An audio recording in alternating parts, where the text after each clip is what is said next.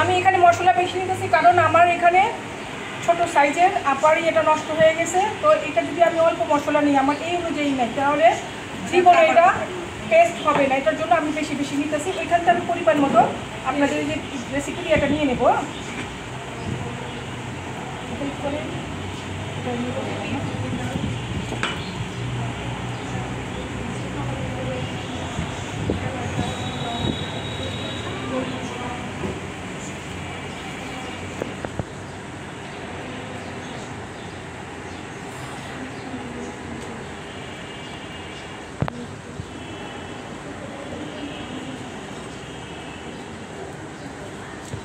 আমরা এখানে নেব যে পরিমাণ, ধরে না আমি ওই পরিমাণই করতেছি। কিছু মরিচের বিচি থাকবে, কিছু মরিচের বিচি থাকবে না, ফেলে দেবো। এটা আমাদের এই রেসিপিটা হবে টক ঝাল মিষ্টি ভিন্দালু।